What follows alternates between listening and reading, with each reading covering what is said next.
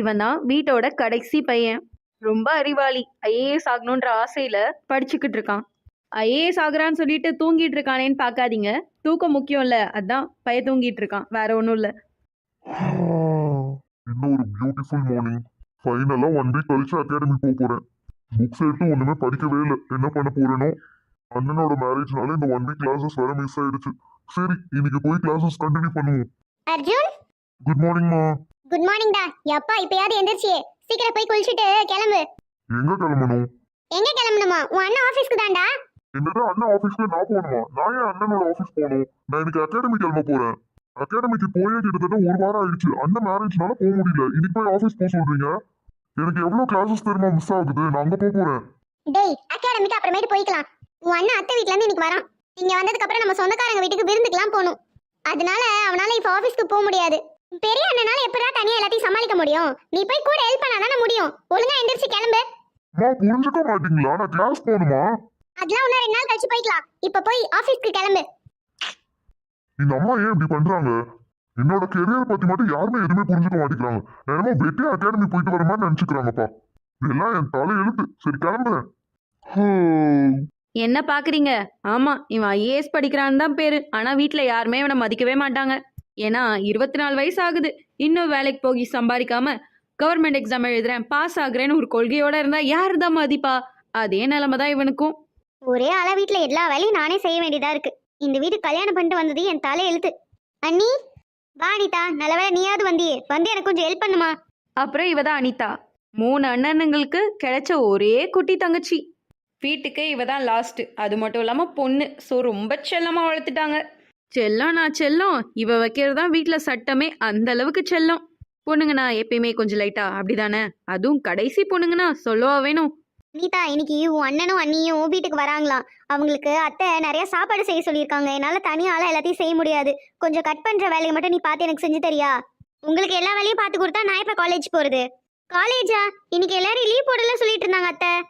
நான் லீவ் போட்டேன்னா எக்ஸாம் வந்து அவங்க எழுதி தருவாங்களா? இன்னைக்கு எனக்கு பிராக்டிக்கல் இருக்கா. நீ சீக்கிரமா போகணும். லஞ்ச் ரெடி பண்ணிட்டீங்களான்னு கேட்கறதுக்காக தான் இங்க வந்தேன். விட்டா பாத்திர விளக்கு வீட கூட எல்லா வேலையும் என் தலையில கட்டியிருப்பீங்க போலயே. ஆமா, அப்படி செஞ்சுட்டாலும் என்ன முணுமுணுக்குறீங்க? என் லஞ்ச் பாக்ஸ் ரெடியா? நான் இனிமேட்டு தான் சமைக்கவே போறேன். காலையில வச்ச உப்புமா தான் இருக்கு. அதை வேணா கட்டி தரவா? அந்த உப்புமாவை நான் எடுத்துட்டு போனேன்னா என் ஃப்ரெண்ட்ஸ் எல்லாம் என்ன கிண்டல் பண்ணுவாங்க. நீங்களே சாப்பிடுங்க. நான் என் அண்ணன்ட்டே மணி வாங்கிட்டு வெளியே போய் சாப்பிட்டுக்கிறேன்.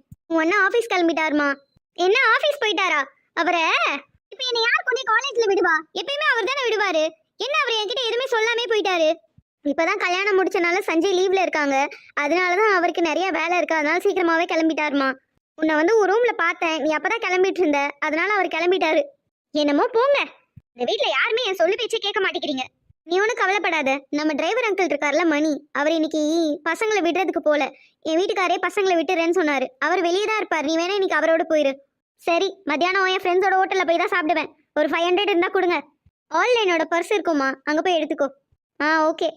பா, இந்த காலத்து பசங்க இருக்காங்களே, பேக்கெட் மணிக்கே 500 ரூபா கேட்குறாங்க. அந்த காலத்துலலாம் எங்கள் அப்பா எனக்கு 2 ரூபா தரவே அவ்வளோ யோசிப்பாரு. இப்போ என்னடானா ஃப்ரெண்ட்ஸோட ஹோட்டல் போகணும், 500 ரூபா கொடுங்க, நான் அசால்ட்டாக வந்து கேட்குறா. என்ன பண்ணுறது, கொடுத்து தொலைக்க வேண்டியதாக இருக்கு. போர்டை நல்லா பெருசாக வச்சாச்சுப்பா. இதுக்கு முன்னாடி இந்த ஃபேமிலி ஃபஸ்ட்டு. இனி வர ஃபேமிலியாவது நல்லவங்களா இருக்கணும். இந்தாடி போர்டை மாட்டிட்டியா? மாட்டிட்டேன் சித்தி. அப்புறம் இவங்க தான் சின்ன பொண்ணு. அப்புறம் இந்த ஆன்ட்டி சின்ன பொண்ணோட சித்தி. சின்ன பொண்ணோட அம்மா சின்ன வயசுலேயே இறந்துட்டாங்க. அதனால அவங்க அப்பா சின்ன பொண்ணு அம்மாவோடைய தங்கச்சியை கல்யாணம் பண்ணிக்கிட்டாங்க. இவங்க சித்தி ரொம்ப குடும்பக்காரவங்கப்பா. சித்தினாவே சொல்லவா வேணும். ஆனாலும் அவங்க சித்திய நம்ம சின்ன பொண்ணுக்கு பிடிக்கும். சரி, இவங்க எதுக்கு இப்போ கதைக்குள்ள வராங்கன்னு தானே யோசிக்கிறீங்க. ஏன்னா நம்ம முக்கியமான குடும்பத்துக்கு பக்கத்து வீட்டுக்காரவங்க இவங்க. 2 குடும்பமும் ரொம்ப தோஸ்து. அது மட்டும் இல்லாம இவங்களும் நம்மளோட கதையில பல சுவாரஸ்யமான விஷயங்களை கொண்டு வர போறாங்க. சரி சரி, அதான் போர்டை மாட்டிட்டல, அப்புறம் என்ன வேடிக்கை பார்த்து நின்றுட்டு இருக்க? உள்ள போய் சமைக்கிற வேலையை பருப்போ. சரிங்க சித்தி. ஜெசி, நானி எங்க தான் போனா? அவளை பத்தி தான் உனக்கு தெரியுமே, எப்பயுமே லேட்டா தானே வருவா பொறுமையா.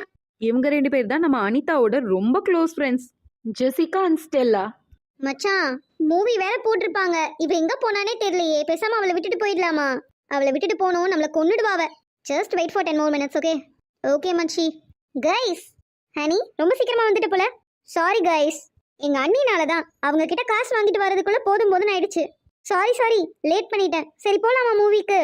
சரி வாங்க சீக்கிரமா போவோம். அந்த ப்ரொஃபஸர் பிரின்சிகல்ல வந்துட்டு மாட்டினோம், தூக்கிட்டு போய் அப்படியே காலேஜ்குள்ளே போட்டுருவா. சீக்கிரம் வாங்க போகலாம். Let's go and have a fun. என்ன பார்க்குறீங்க, இதெல்லாம் இவங்களுக்கு அசால்ட்டான வேலை. இப்படி தான் கட் அடிச்சுட்டு படத்துக்கு போகிறது, ஃப்ரெண்ட்ஸோட வெளியே போகிறது, ஹோட்டல் போகிறதுன்னு ரொம்ப ஜாலியாக இருப்பாங்க. நம்ம அனிதா சரியான மக்கு, ஒழுங்காக படிக்க மாட்டா. வீட்டில் ரொம்ப செல்லம், அப்புறம் படிக்கணுமா, எப்படி படிக்கணும்னு தோணும். இவ படிக்கலனாலும் வீட்டில் யாரும் கேட்க மாட்டாங்க. அதனால கொஞ்சம் ஓவரா திமிர் பிடிச்ச பொண்ணு, படிக்க மாட்டா, ஊர் சுத்துவா. என்ன தல வர வர காலேஜ் வர ரொம்ப போரா இருக்கு. ஆமா தல, ஒண்ணுமே ஃபன்னா பண்ண முடியல. எதுக்கு தான் காலேஜ் வருமோ, சுத்த போரிங்.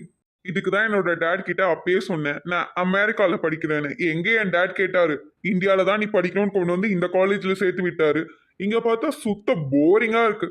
விடுதலை பாத்துக்கலாம், நம்மளுக்குன்னு ஒரு ஃபன்னு கண்டிப்பா வரும். அந்த கண்ணாடி போட்டிருக்கான்ல, அவன் பேர் ஜான். ஜான்னு சொல்றதை விட இந்த காலேஜ் டான்னு சொல்லலாம். பணக்கார பையன், எப்பயுமே எல்லாரையும் கண்ட்ரோலில் வச்சுக்கணும்னு நினைப்பான். அவன் பேர் ரோஷன். ரித்திக் ரோஷன்கே டஃப் கொடுக்குற மாதிரி ஓவரா பேசுவான். ஆனால் சுத்த வேஸ்ட்டு.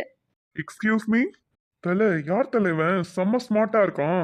தெரியலையே, ஆள் பார்க்க வர புதுசா இருக்கான். நம்மள மீறி நம்ம காலேஜுக்குள்ள வெளியில இருந்து ஒரு பையன் வரானா, கண்டிப்பா அவனுக்கு நம்மளை பத்தி தெரிஞ்சிருக்க வாய்ப்பு இல்லை. நான் யாருன்னு முதல்ல சொல்லிட்டு அவன் யாருன்னு அதுக்கப்புறம் என்கிட்ட கேட்டு சொல்லு.